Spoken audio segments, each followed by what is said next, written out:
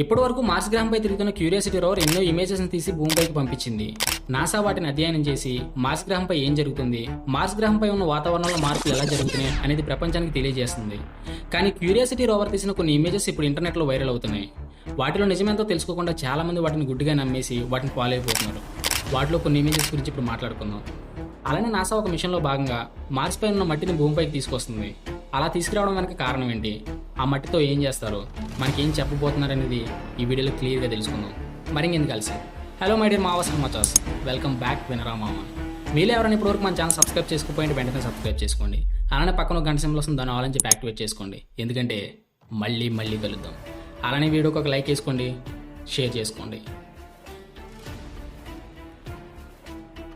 Number 1, Mars గ్రహంపై human bone. August 21, 2014లో Mars గ్రహంపై తిరుగుతున్న క్యూరియాసిటీ రోవర్ ఒక ఇమేజ్ తీసి భూమిపైకి పంపించింది. నాసా శాస్త్రవేత్తలు ఆ ఫోటోను అధ్యయనం చేస్తుండగా ఆ ఫోటో ఇంటర్నెట్లో లీక్ అయి బాగా వైరల్ అయింది. ఈ ఫోటో గురించి చాలా మంది చాలా రకాలుగా మాట్లాడుకోవడం మొదలుపెట్టారు.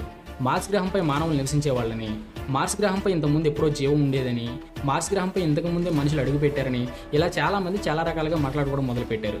కానీ నాసా దానిపై అధ్యయనం చేసిన తర్వాత నాసా అఫీషియల్ వెబ్సైట్లో ఇది మనిషి ఎముక కాదు, ఇది ఒక రాక్ మెటీరియల్ అని, గాలి ద్వారాగా కానీ నీటి ద్వారాగా కానీ ఈ ఆకారం ఏర్పడి ఉండొచ్చని, అంతేకాని ఇంటర్నెట్లో వైరల్ అవుతున్నట్టుగా ఇది ఎటువంటి జీవికి సంబంధించింది కాదు అని వాళ్ళ అఫీషియల్ వెబ్సైట్లో రాశారు.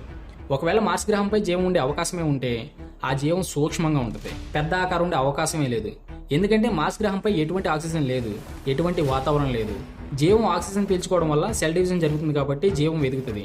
కాబట్టి మార్స్పై ఎటువంటి వాతావరణం లేదు, అందుకే అక్కడ ఆక్సిజన్ కూడా లేదు, అందుకే అక్కడ జీవం పెద్దగా ఉండే అవకాశమే లేదు, పైగా జీవం ఉండే అవకాశం కూడా లేదు. సో ఈ బోను ఏ జీవిది కాదని చెప్పి శాస్త్రవేత్తలు తేల్చేశారు.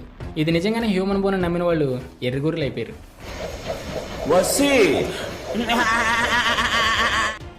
నెంబర్ 2, 2014 ఏప్రిల్ 8న నాసా జెట్ ప్రొపల్షన్ ల్యాబొరేటరీలో ఇమేజ్ సైంటిస్ట్ జస్టిన్ మాకీ తన ట్విట్టర్లో ఒక పోస్ట్ పెట్టాడు.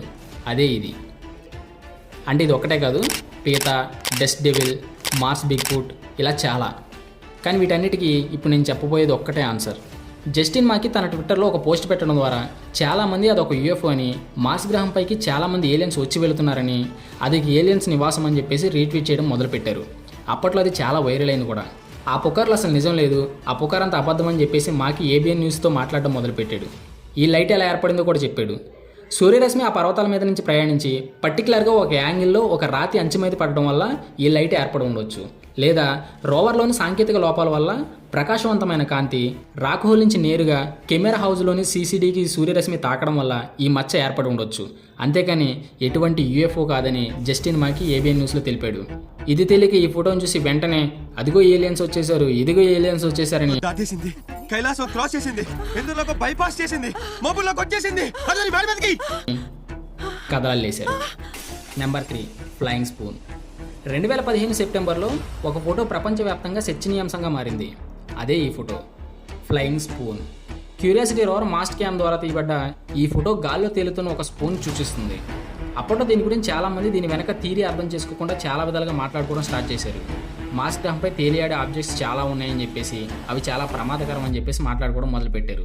అదే సమయంలో USGS astrogeology science center team Lauren Edgar దీని గురించి వివరిస్తూ, అందరూ అనుకున్నట్టుగా ఇది గాల్లో తేలే చెంచా కాదు, నిజానికి గాల్లో కొంత భాగం మాత్రమే తేలుతుంది, మిగతా భాగం అంతా ఆ రాక్ స్ట్రక్చర్కి అతుక్కుని ఉంది, దాని నీడ మిమ్మల్ని అపోహకు గురి అయ్యేలా చేస్తుంది అని తన బ్లాగ్లో రాశాడు.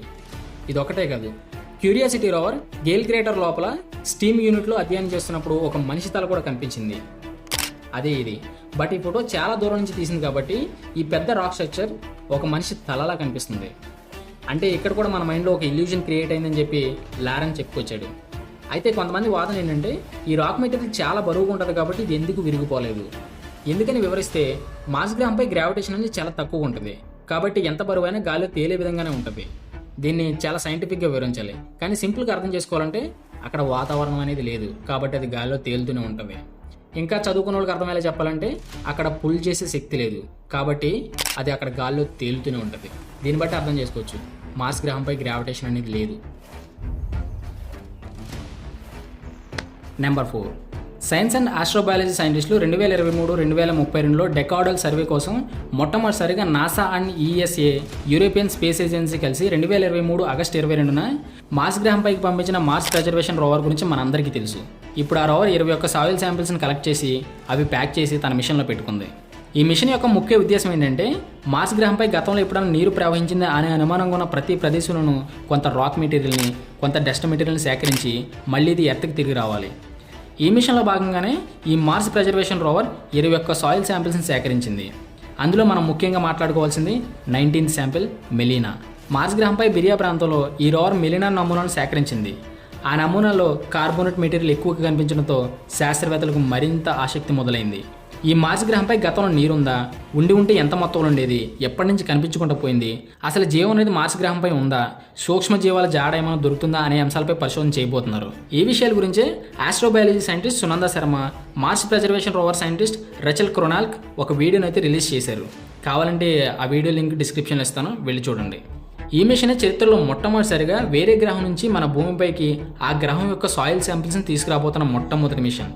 ఇది కనుక సక్సెస్ అయితే మనం చరిత్రలో ఎప్పుడూ చూడని, ఊహకు కూడా అందని ఎన్నో విషయాలను తెలుసుకోబోతున్నాం, ఎన్నో మార్పులను చూడబోతున్నాం. ఫ్యూచర్లో మనిషి మార్స్ గ్రహంపై నివసించగలడా, ఒకవేళ నివసించగలిగితే ఎలాంటి పరిణామాలు ఎదుర్కోవాలనేది ఈ మిషన్ ద్వారా తెలియబోతుంది.